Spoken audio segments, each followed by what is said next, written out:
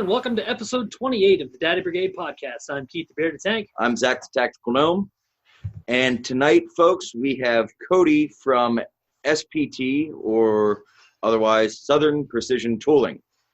Not to be confused with STP. I've been thinking about saying that all day, actually. You would. So, Cody, if you can, give us a little bit of background on yourself and background on SPT. Not much to say about me personally. I've done a little bit of everything from cable installer to now gunsmith. Always been into shooting sports, do free gun, all that kind of stuff. Shot my whole life and finally landed a dream job. We're Southern Precision Tooling. We used to advertise as a full-service gunsmith, but thanks to these Hu-Du Muzzle Breaks, we're actually stepping back from the gunsmithing work and focusing more on manufacturing. Nice. Yeah, I've heard several people mention about the Hu-Du Breaks, not just Opie and the Smokies, but a couple other people I have seen mention about them. So it was kind of interesting when I found out that you guys were making a Glock break. And as we talked a little bit before we started there, I think I know I'm guilty of blowing up about it. And probably you guys have probably got a lot of emails about it, because it is, to me, it's unique because most of the breaks are square for a Glock, and this one is not. So with that being said, can you kind of give us a little inside detail and like in depth on like the Hu-Du breaks in general? Well, yeah. So our biggest seller is dropping everything. Is the 223 break. Don't have much room here on my desk. Yeah, just regular AR style muzzle brake. We specifically designed it to have the exact same profile as the regular A2 flash hider. So if in the future we do get any military contracts, all of the blank firing adapters, everything, bayonet, everything would be compatible with our brake in that one. It's effective. Well, again, the fact that you guys have even heard of us is kind of a testament into itself. We have spent not the first penny on advertising. Oh, nice. All of our sales have been word of mouth.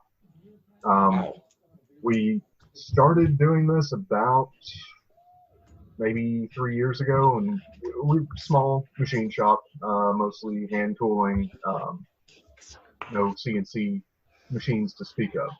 So we're slowly been gearing up to do full manufacture, full production on these things. So yeah, we started with the 223 brake and larger caliber. What my boss is a fan of saying, while the AR brake works, it's effective, we can really get into the realm of science fiction on our bolt action brakes because there's no moving parts. We can, the 30-06 eliminate somewhere around 98% of recoil. Holy cow. Wow. If you want to look up Southern Precision Tooling's YouTube page, there is a fun video of my boss taking the rifle, putting the buttstock up against the side of his face and pulling the trigger on a 30-06. I was just watching some of the videos. I didn't see that one yet. That's insane. Wow. It's nothing. It's but yeah, we offer in all of the major rifle calibers, 5.56, 300 blackout, 308, even the larger bolt action calibers. But most of those, if you don't have a threaded barrel, you're going to have to have that machine work done yourself. Yeah. Yep. But yeah, here just recently we started doing the pistol brake, and the one that you've actually been seeing, we originally called it just the button brake. You can see why. It's just a round little attachment there. And I've gotten feedback from, like what you guys were saying. You do like it because it's unique. It looks different. And I've heard that some people don't like the way it looks. So we are experimenting with a way potentially to be able to do the same process, but have it contoured to the slide. So it would look more like the regular ones that you're used to seeing. Oh, wow. See, I like the round one because I think it's different, and I don't know. I like different stuff. I like different stuff on my guns. You like the oddball stuff. Yeah, and I like it, but it looked cool too. I just like how it looks. Yeah. Now, is there like any indexing that has to go in with threading it on, or you just? Yeah, what we're actually hoping to do, we've been talking with Storm Lake barrels. Now, none of this is for sure yet, but we're hoping to be able to offer a full drop-in kit. It would be the barrel, a reduced weight recoil spring, and the break itself. And I'm not sure if you can actually see, but there's a little Allen key on the very bottom. Yep. So the whole kit, the barrel would drop in, and it would already have that indexing point for the Allen screw to set into. Nice. So. Heck yeah. Wow. Yeah, we basically taking all the guesswork out of everything. Yeah. Yeah, that's the goal. That's awesome. Nice. But, so. As of right now, if you wanted to get just the break, we're looking at somewhere around $170 for the break itself without the barrel and everything, because we haven't locked that deal down yet. Nice. Well, put my name on whatever list wherever when you guys get either just the break done or the whole kit done. Just put my name on a list somewhere. Okay. Just mess with me because I'll be on there. Right now, we're hoping to go. How I told you that Josh had the prototype version. We're hoping to go into more of what I'm calling a beta test. We're going to sell them a little bit more widely, but still let people know it's not a 100% finished product, and we still want feedback. I think we let about 10 of them go in the first run. We're hoping to get a little bit more of them out in the wild and get more feedback on different kinds of ammo, what affects it, what doesn't affect it. Heck yeah, gotta have the info before you definitely put it out solid.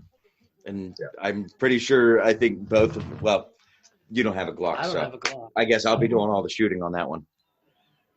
Well, you can shoot it with me. Yeah, with handguns, you definitely can take too much recoil out of it. Our very first iteration of this thing, it wouldn't even eject the spent brass. Wow. The spent case was still chambered.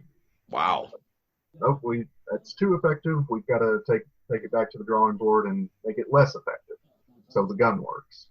Yeah. So with that being said, how when you guys started designing the Hu-Du Breaks, I'm sure there was a lot of R&D per se gone into designing each break for all the calibers, and basically, okay, we can take this much, but we can't go anymore. Otherwise, it does, like you said, it won't eject the casing, or it just fails to fire. Yeah, well, it wouldn't fail to fire, but it would just, for an AR platform, it would fail to cycle the bolt. Or well, since the ARs aren't recoil operated, they work fine, but the amount of recoil that we are capable of taking out is limited to the moving parts inside of it. We can never eliminate the recoil from the bolt reciprocating inside the gun. But yeah, like with the bolt action guns, it's scary what we can take out. Might have to get. And the higher velocity the round is, the more effective it is. If you go on our Facebook page, you can see one of our 4570 breaks, and it's popular. It's like the pistol break. It's popular with some people. Other people do not like it because it's a considerably large hunk of metal on the end of it because the bullet is traveling at such a low velocity. In order for us to capture the gases and reuse them, it had the capture chamber had to be a lot larger. But it does take 45-70 down to, I would say, something like a 44 mag lever action. You can shoot it all day. Wow.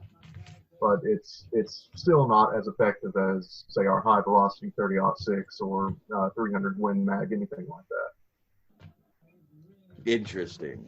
I think you got him sold on one of the on 6 breaks. Yeah, because I mean it's not a fantastic gun by any means. It's my Remington 770. Yeah. It kicks like a son of a biscuit. And I've been trying to figure out a way to bring it down. I've been looking at like bedding the barrel and there's just been other things like I was looking. There are some people say you can modify like the Magpul 700 chassis to work with the 770, but I'm like, I'm not comfortable doing that right now.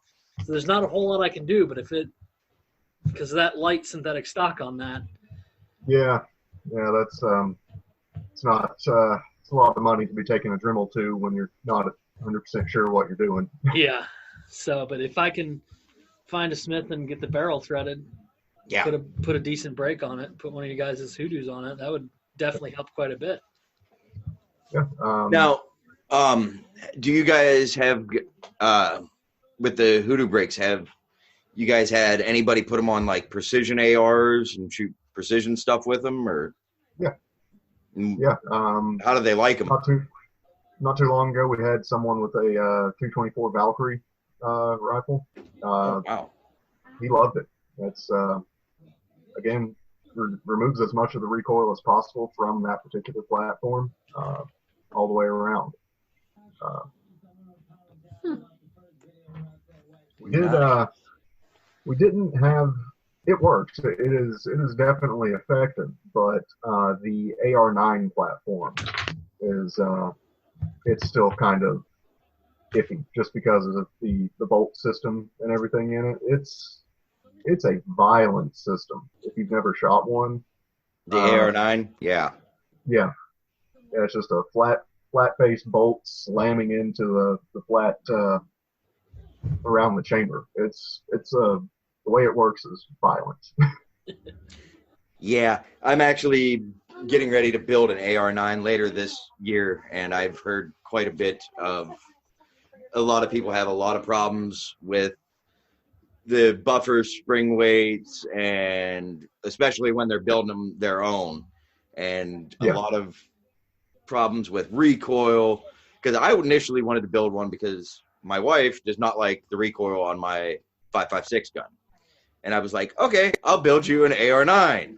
And, you know, basically I'll build it for myself for a trunk gun, but you can shoot it, no problem.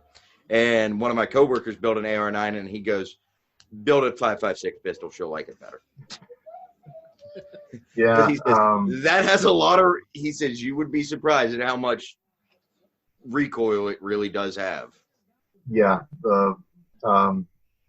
Ours, we built ours on a full auto platform to test our 9mm suppressor as well as the Hu-Du break. And yeah, it destroyed expensive hydraulic buffer in it. It destroyed it. Wow. The inside of the upper, you can see the wear marks from the wow.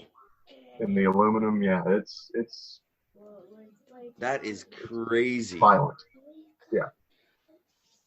So not only do you guys do breaks, you guys do suppressors. Yes. The Church Mouse Suppressors. And Church Mouse, up until we were looking at some stuff to get some questions set up tonight, I only thought they were 22 can. Didn't realize that you guys have them in all the flavors of cans. Yep. The 22 is definitely our most popular. Sell the most of it, so we advertise that the most. But yeah, what's unique about our suppressors is in total, there are only 7 pieces in all of them. The 22, the 9mm, 223, all of them, they have 7 pieces. That includes the tube and the end caps. We've got 2 baffles and 2 spacers. Nice. Wow. Unlike some of the larger companies like Silencer Co., who'll just cram as many baffles in there as they possibly can, we can accomplish the same, if not better, sound reduction than some of the bigger names with less pieces. Wow. He was showing the video of the 22, and he's like, oh yeah, by the way, he's like, that's not, he said, that's not subs. And I was like, oh, wow, that's pretty quiet. And then subs are just like, click. I was like, oh, that's awesome. Because I'm getting into doing, I want to get into doing suppressors and being, messing with suppressors and, filing as much paperwork to the ATF as one human should. The fun part. Yeah. But, it was funny because I completely forgot that you guys had made or did anything with suppressors. And then, I had put up, I was like, any of my friends do anything with suppressors? And Josh goes, aren't you doing an interview with them guys? They do suppressors, you remember, right? I was like, oh, crap. Yeah, I completely forgot about that. It was like one of those, over-the-top things. But, yeah, so for our listeners that don't understand the whole thing with suppressors and don't understand the whole we have to pay $200 to the ATF.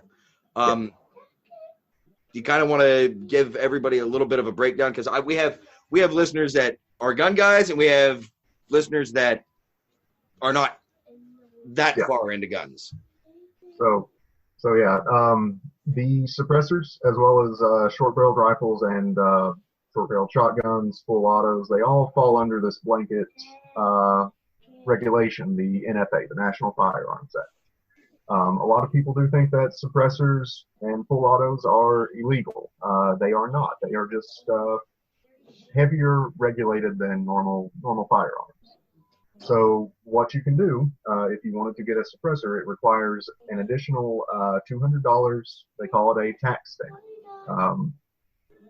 We are lucky in this case because when the bill was written in 34, I believe it was, 34, whatever, they put in the wording of the law that it was a $200 tax. In 1934, $200 was outside the realm of possibility for most people, but as our currency has devalued, $200 isn't as much as it once was. So we can still get away with having suppressors, full autos, and short-barreled rifles as long as they are registered and you have the tax stamp. So basically, in a simple sense, for if our listeners don't quite understand that, the government is basically going to tax us to have fun. Yeah. Extra fee for regulated items, but you can still have them. Now, and like he said, they're not illegal. A lot of people do believe they're illegal to own. And it's kind of fun explaining to the older generations of shooters, like some of our parents and some of our grandparents, that you can buy all of this. It's just we have to pay stupid taxes to buy all of this. So with that being said, are suppressors ever movie quiet?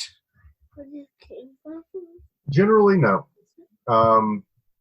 In some situations, especially using subsonic ammo, you can get to that level of quiet, depending on the platform. For example, our 300 Blackout suppressor on a 16-inch barreled gun with subsonic ammo, it is pretty close to what you would consider movie quiet, but you also lose the velocity that you would get from full supersonic ammo. And our 22 suppressor with subsonics is extremely quiet, but generally speaking, yes, it is. Generally speaking, you're not going to screw a can onto a 9mm and shoot someone with someone else laying in the bed next to it. It's never going to be that quiet. The whole point of the suppressor is to knock the decibel level down below the pain threshold, the damage, where it damages your hearing. It's still going to be loud. Everyone is still going to be able to recognize it for what it is, a gunshot. Okay. And so mainly because I know all of it with the pain threshold and stuff. What is a safe level? What do they consider a hearing safe level? I'm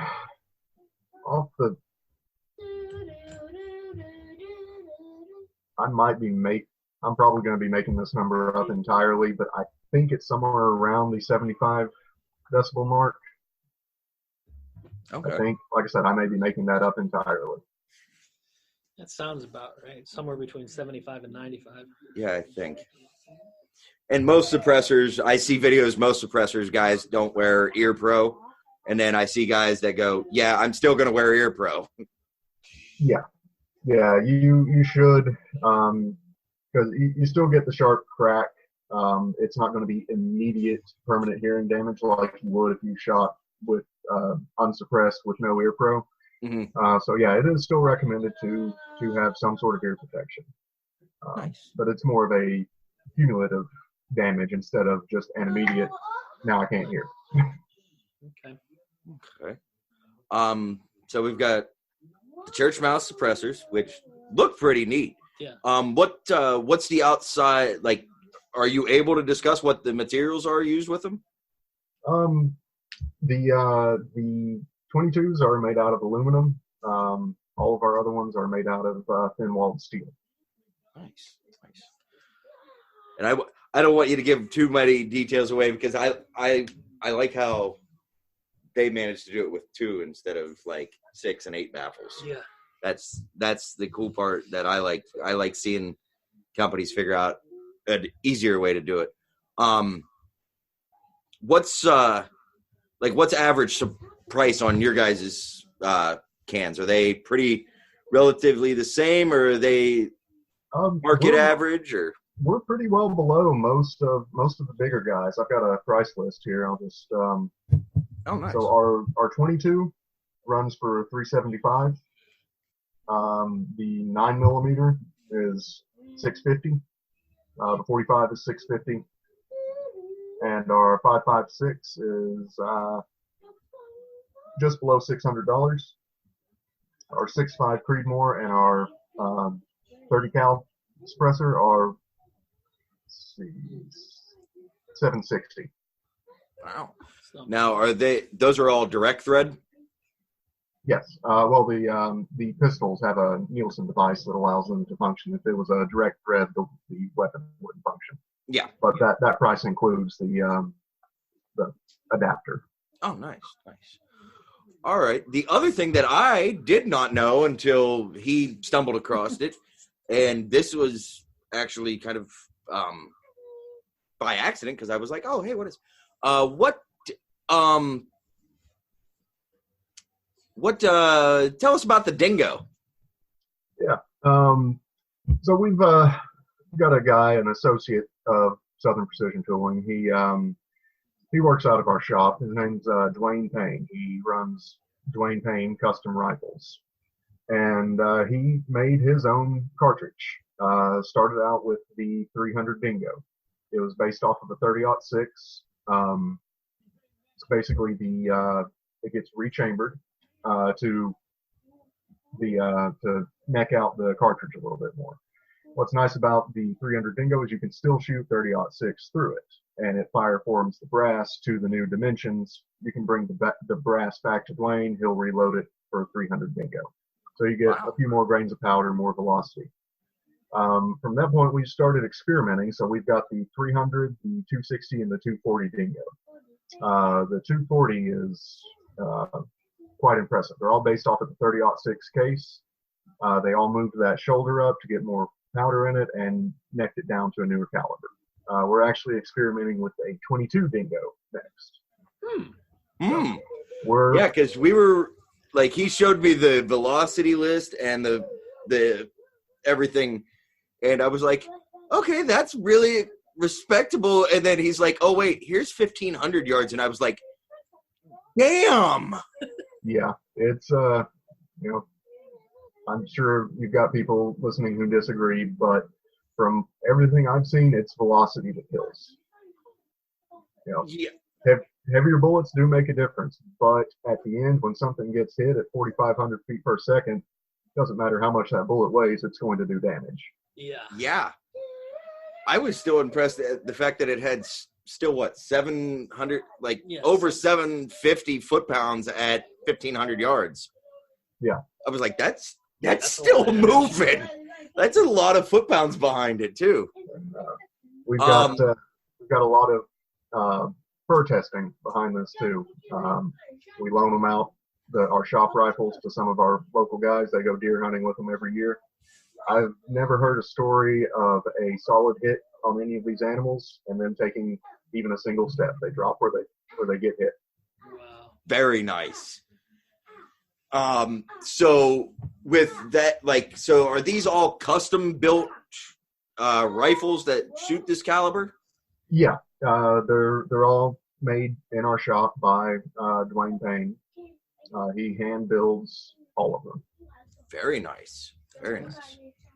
That's The drawback is, but we are the only place you can get ammo for it as well. That's one of the pluses to getting the 300 Dingo as opposed to the others is in a pinch, it'll still shoot 30-06.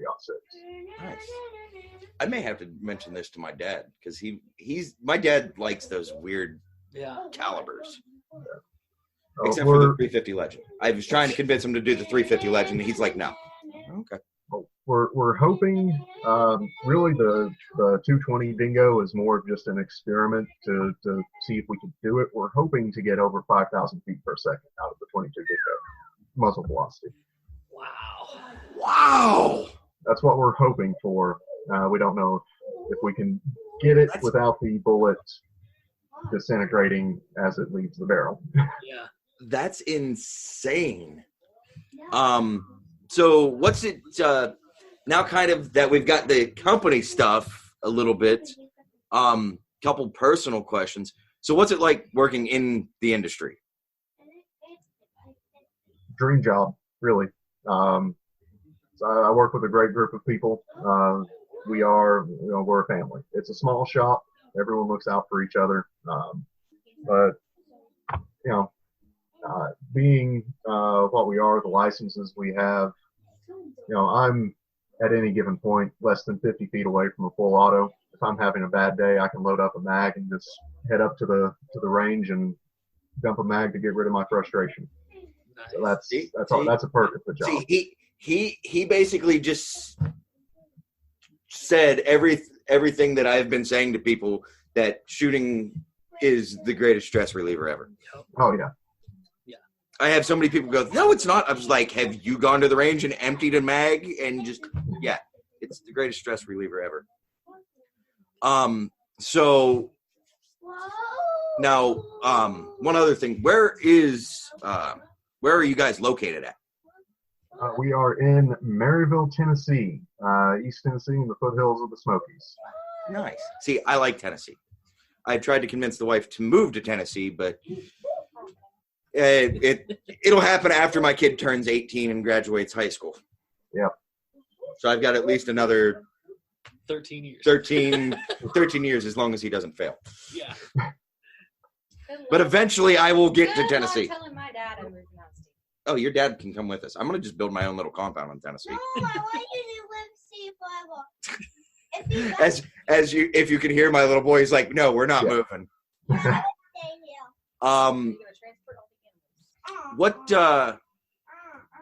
So with a lot of the guys within the industry, we've been asking, which do you want to ask them now, or do you want to save those ones? I'm trying to make sure. Why am I doing all the question asking? I don't know. That's you ask them that last one, because I know. So we've been looking into it because we both, want to get onto our own. What's it like getting into like Class 7 FFLs, SOT? What's it like dealing with that stuff? It's what you would expect. Government regulation. The freedoms you get as a manufacturer are, I think they're worth it. But you do have all of the liability and all of the additional regulations that come with that. A lot of legal and bureaucratic red tape, I hear. Yeah, and knowing that at any point the ATF can come and go, hey, you're doing everything you're supposed to do. You can't stop me. I'm here to check it all out. Oh, wonderful. Yeah. More crap from the alphabet boys. Yeah. I have nothing against them doing their job in that aspect, but come on, like, do we really need tax to death on the length of a barrel? Yeah. I hear there's a bill to. I was going to mention that. Yeah. Have you seen anything on that? Yeah, with the Gun Owners of America backing it. Yeah.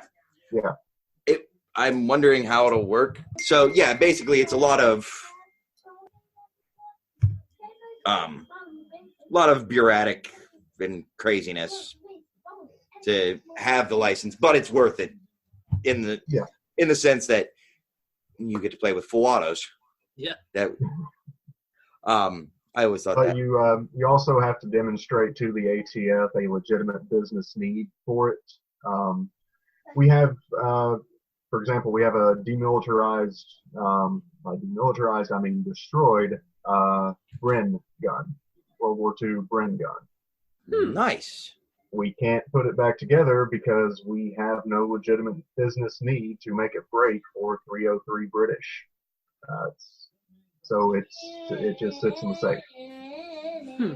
Well, that sucks. Maybe you guys need to just tell them you got to redo it so you can prove that you shoot 30 cal out of it on the suppressors. Be like, here, we're going to make a 30 cal suppressor for a Bren. Why? Because why not? I don't think that you'd probably sell a lot, but that'd probably, be suffice to keep the ATF off you for a minute. So another personal question. What are the last three that we normally ask everybody, which I don't even know how long we've been recording. It's been like 35, 40 minutes. Oh, wow. This is going to be kind of a short one, which is, what's your favorite firearm, caliber, and optic? That I own or in general? In general. In general. Say my favorite firearm would be the FAL. That's one that nobody said, actually, surprisingly. Favorite caliber right now is 300 Blackout. I like the versatility of it, subsonic, supersonic, suppressible. It's a really, really neat idea for I'm noticing the price is coming down on 300, and I've been considering building a 300 pistol. And as the prices on ammo keep coming down a little bit, I was like, well, and then this guy over here calls me one day and goes, hey, I've got some 300 dies that I'm not going to use for reloading. I went, I'll take them. Yeah. Came with all my setup that when I bought it off the guy, and I'm like, I'm never going to use 300 Blackout dies. I was like, I'll take them. So now I probably need to build a 300 Blackout to go with the dies. Yeah, you got to justify it somehow, right? Yeah. And what about optic? Do you do a lot of optic shooting? Since you shoot 3-gun, I'm going to assume a little bit. Yeah. I'm a big fan of Vortex. Cost versus quality. There are a lot better optics out there, but for the money, the warranty you get, the quality, I've got to go with Vortex.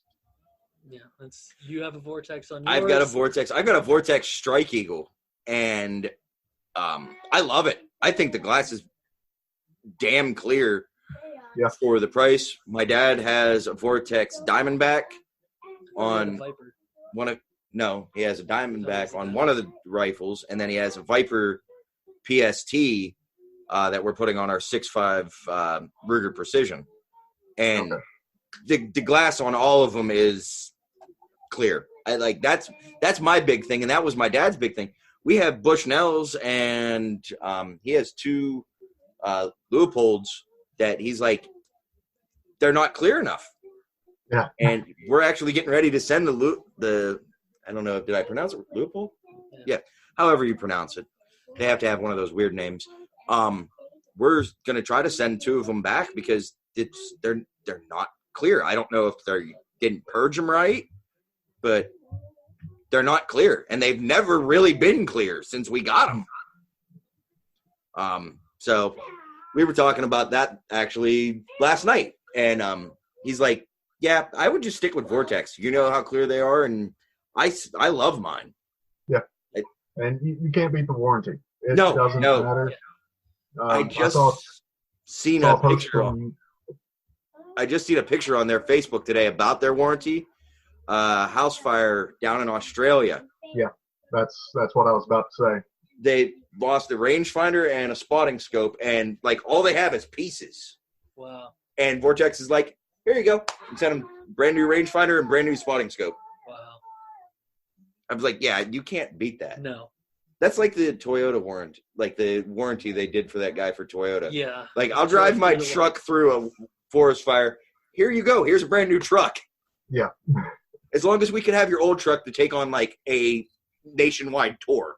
Yeah.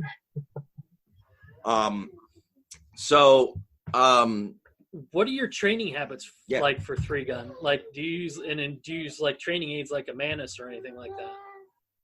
No, not personally. I have the benefit of spending 10 hours a day, 5 days a week, right next to a range. So unlike every day that, I you're can stuck in Ohio. Yeah. The other nice thing is you guys get this lovely thing called not winter. It may get cold, but we get cold and then snow and ice. See, I can do it. We got a little snow last week, and it was gone by noon. Yeah. We get snow. We got snow. What was that night? Everybody was driving like idiots. Wednesday night. Yeah, we got snow by Wednesday night, and let's see. On my ride home alone, they had to close 3 sections of roadway, and also people were in ditches and everything, but we managed to get everything figured out, and in about a day and a half, it was all gone.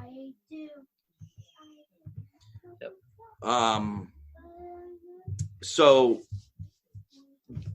what's since you said you shoot 3-gun, what's it like shooting 3-gun comps? It's fun. It's a lot of fun. I don't claim to be good, but I have a lot of fun doing it. And I'm assuming, as I'm finding out, getting into shooting my first ever match in September, that 3-gun is probably just as expensive, if not more. Yeah. It feels like every match you find something that you can improve on your own equipment, or you see something someone else has that can improve your equipment. See, that's what I like about that type of shooting and the industry, though, because you go and you're shooting with like-minded people, and you're like, oh, hey, how did you shoot that stage, or how did you do this? And they're like, oh, yeah, like everybody seems to, like, it's not, in my opinion, like regular sports, like, oh, we ain't going to tell you. Yeah, I'm sure everybody has their little secrets, but everybody's kind of willing to help everybody improve some way, shape, or form. Yeah. And that's what I like about the community, like the shooting community, because it's like, okay, yeah, I'm not going to tell you everything, but how about trying this and this, and, maybe, hold this differently, or run this set of sights maybe a little different, and, it helps out. I've as long as I've been in the firearms community, I've never run into any hostility, even in a competitive setting. It's everyone's always welcoming. Everyone's always willing to help out. So, yeah, look up your local sportsman's club and just go to a match. I guarantee you'll be welcome with open arms. Even if I you think have we're trying to go to a couple pistol matches here. Yeah, dynamic steel, dynamic shooting sports. Right down the road this summer. They start them probably mid-spring, I think. Yes, I think they start in like April. We're gonna go down, and it's every Wednesday night. But I'm gonna go down and try to shoot a couple, and you can do pistol or PCC. So I may do one of each. Yeah, there's a little bit of animosity between the pistol shooters and the PCC shooters. Yeah, I will say that I have heard a lot of love-hate, we'll say, between that. Yeah, you got different rules for the different classes running the same stage. So it's like pistol has to start from the holster. PCC gets to start at low ready. I don't know. I personally think, okay, fine. If they got to start in the holster, put the PCC on the table, on a table, and then you've got to reach it. And I don't know. I'll start a whole new craze. I'll be like, no. I'll put mine on the table. You hit the buzzer. I'll grab it. We'll go with that. Well, I mean, I'm kind of at a loss for questions tonight because it's so close to the holidays. My brain is like completely just fried. How long have you been into the 3-gun stuff? Oh, a couple years, maybe 2 or 3 years. Started out doing like charity shoot for raise money for like our local FOP, something like that. Oh, nice. Started out doing it for fun, then I started seeking out actual ranked matches. Very nice. What type of shotgun do you use? One that needs upgraded desperately. Right now it's just a Mossberg 500. Nice. So you use a pump? Yeah. Okay. Yeah, I was always wondered, like, because everybody I've ever watched with 3-gun has got semis. Yeah. And I'm like, no, I definitely need to upgrade it, but it can be done. Oh yeah, definitely. Good. So maybe I don't have to go buy a new shotgun right away then. Yeah. My other half is like, all I had to do was take her to see John Wick, and she's like, "Can you buy me that shotgun?" I was like, "No. Yeah. If anybody's getting that shotgun, it's going to be me to use for competition." She's like, "What is that?" I was like, "A Taran Tactical LEM4." She's like, one piece of advice: make sure your shotgun is choked. Okay. The first few matches I ran, it wasn't an issue, and then I got one that whoever designed the stage liked to put the little steel poppers way out there, and I was having to put 3-4 rounds on it to get enough impact to knock them over. Wow. Because I was running open cylinder shotgun. Nice. First thing I did was come back, throw the barrel on a lathe, thread it, and get a choke put in it, because that was very frustrating. Wow. Yeah. What type of pistol do you use for 3-gun? Glock or? I've got a couple, depending on what class I want to fall in. Yeah, just a standard Glock 19 or a 17. And I've also got one of those Canic TP9 SFX. I don't know if you've seen them yet. They're actually kind of a budget gun comparatively, but they've got a lot of features. They've got a super nice trigger from the factory. They come pre-cut for red dot sight on it. Oh, wow.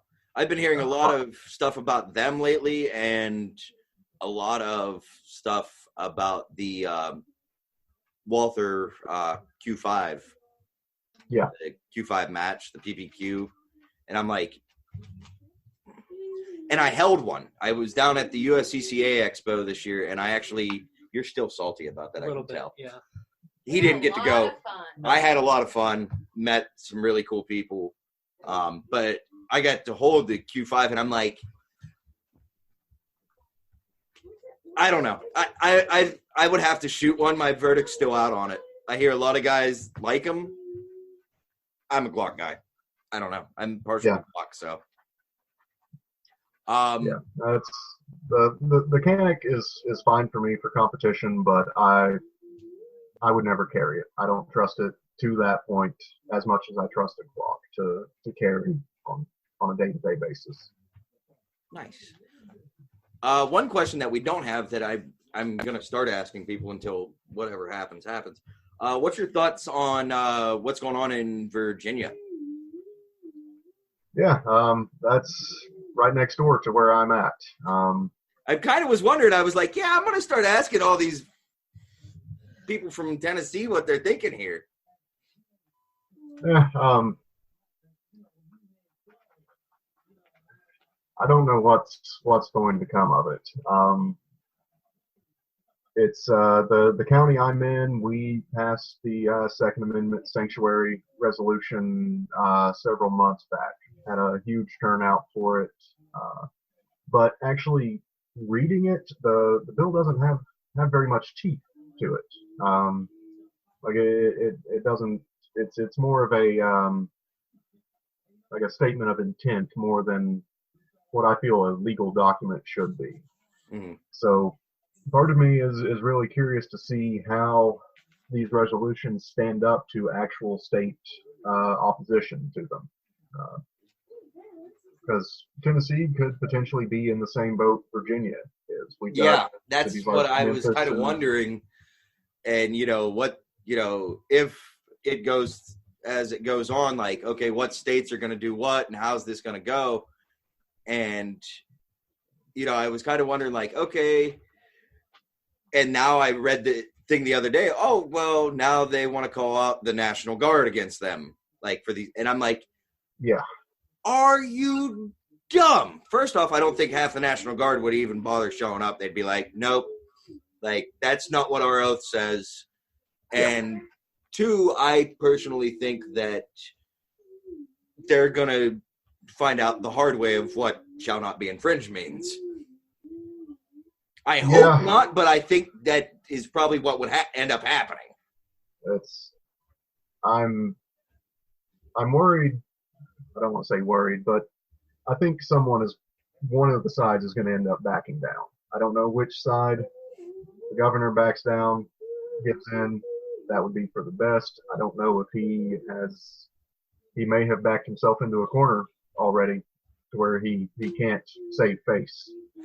Yeah. And I'm hoping that the counties don't back down and give in to what the I don't think the counties will. I think personally, my thought is either the governor will back down or a very lot of angry people with firearms pointed at him will make him back down. That's a very likely outcome, I think. Yeah, I saw a thing today that there's a petition out to impeach their governor and kick him out. There should be a lot of petitions to impeach and fire a lot of politicians lately. Yeah. But I try to stay away from politics too much on the show, but lately it's starting to get worse and worse and I'm just like, you know what, it's going to happen. So, most of my friends know that I'm pro Second Amendment, pro gun, all that stuff. And it's just like, it's going to happen. So that's why I was like, well, since that's been like the hot topic lately, like I figured I'd ask you since you're pretty much right there. Yeah. We're in the culture where I'm at is pretty much the exact same. We're in the same, Appalachia mountain range. So there's not much of a difference between Tennesseans and Virginians. I get to hunt the far northern. I've hunted the far northern part of that mountain range in Pennsylvania because we live right next to the PA-Ohio border, and I do hunt Pennsylvania occasionally with my dad, and I actually like being in the mountains. Everybody's like, "Oh man, it's such a pain to go hunt in the mountains. I'd rather go, you know, kind of on the flatland. I'm like, I like hunting in the mountains. And a lot of my friends are like, really? I'm like, dude, trust me. We'll go up to the mountains, and I will literally have you lost in 10 minutes. I don't know where I'm at, but you guys will be lost in 10 minutes, and we will only walk maybe 200 yards into the woods. Yeah. Yeah, I did land surveying for several years, boundary surveys, and it's easy to get lost in the woods, but it's I enjoy every minute I'm in them. See, in Ohio, they have at least most of Ohio, it's broke off by 1 mile grids. And normally, especially out here, you walk a mile, you're going to come to a road or a power line right away. Okay. Within that mile. And like for me, it's kind of screwed up for the mile grid that I have here. I walk a mile. I don't even walk a mile. I walk about 1,000 yards, and I come to a pipeline right away. I walk another 1,000 yards. I come to a power line right away, and then after that, it's the road. I'm like, okay, that's a little screwed up. But if you go anywhere like the other way, it's 1 mile. And I'm like, dude, this is kind of. And my dad taught me that. He's like, if you ever get in the woods, get turned around. He's like, just walk one way for a mile. Like you'll come to a road. I'm like, oh, cool. And I have done that in Southern Ohio. The last question, well, one of the last questions, I'm sure you've got some because I've managed to come up with a few off the top of my head. Yeah. The one question that I've been meaning to ask, and I forgot the last two, so you will be the first one to answer this. Did Jeffrey Epstein kill himself? No. Solid no. Good. Now, the other question, is he dead or is he still alive somewhere?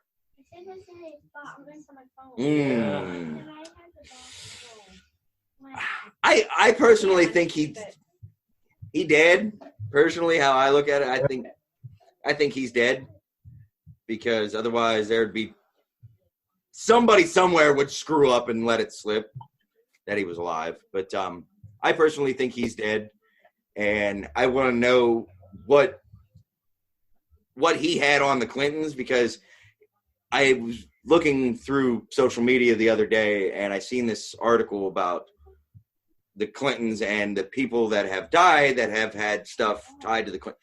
And the list is kind of like stupidly long.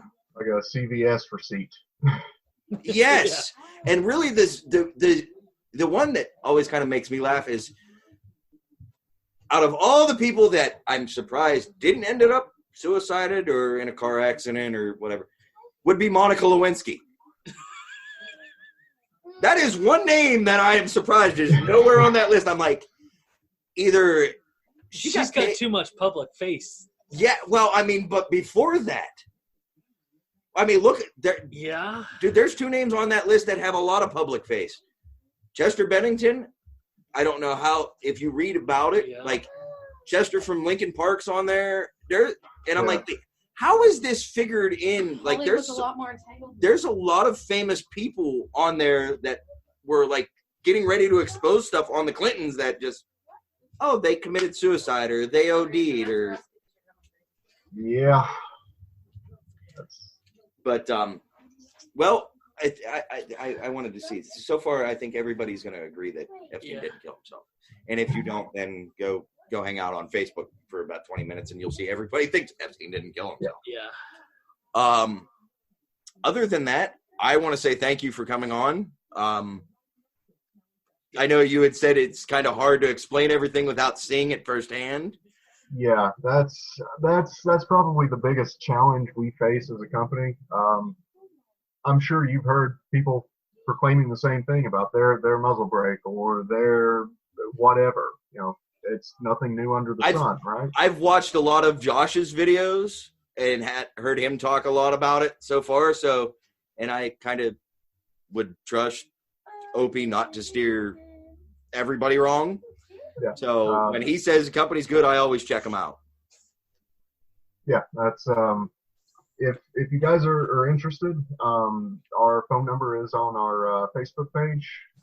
Unfortunately, we don't have everything set up as far as the UPCs and all of the the other stuff to sell it online. But if you wanted to place an order by phone, we can do that and mail you whatever caliber you want.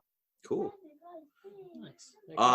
So where can everybody find Southern Precision at? Like as for like on social media. Yeah, we our primary social media platform is Facebook. We also have Instagram and YouTube accounts set up as well. But the best place to reach us is through Facebook. Okay. All right. Other than that, I appreciate you coming on. Thanks for taking the time out, and especially on your day off to come on. No problem. It's like I said before, it's a small company. We never truly get a day off. You know, all of us are always trying to push forward and then make this thing happen and go nationwide with it. Cool. Yeah. Cool. Well, if you want to give us a few seconds and hang out, we're gonna finish up our outro and stuff, and we'll be right back to talk to you in a couple seconds. Okay. All right. Well, actually, we'll have to do it on there. Actually, we'll have to do we'll it. Just do it here, and then it'll be on there. Okay. So with that, I got nothing else. Neither do I. Thanks again to SPT coming on tonight. I'm Keith. I'm Keith the Bearded Tank. Wow, you know what? Wow. We're just gonna go with it. I'm Keith the Bearded Tank. Zach the Tactical Gnome. Daddy Brigade Podcast out.